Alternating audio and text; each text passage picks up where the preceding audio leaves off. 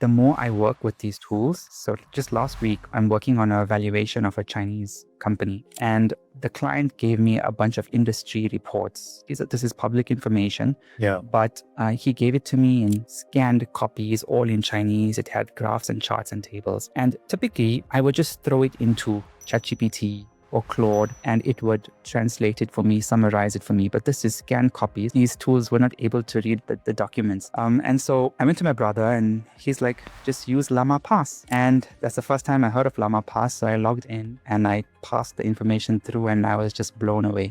Converted all of that information into a readable format, JSON, which was then able to feed into the LLM, and then I was able to get the information. And that just opened up my mind to a whole new world of possibilities. A lot of the time, the valuation that I do is for financial reporting purposes, which ultimately is reviewed by the client's auditor. And the auditor is the one who would then ask me questions to get comfort on my valuation and then sign it off so they can close it off. But now I realize with LlamaParse, these valuation reports, as an auditor, these valuation reports can be fed into LlamaParse. The data can be extracted into a readable format for the LLM, fed into the LLM, which would be a custom prompt, which would ask the right questions to review that report.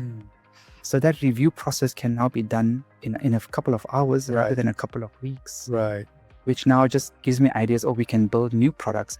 With stuff which is confidential, proprietary, in-house, you could obviously not do that. We are thinking to house everything. We're going to use open source and house everything on our own server. So with that, you're protected. You're not sending any information to any third party. And now the open source models are getting really good.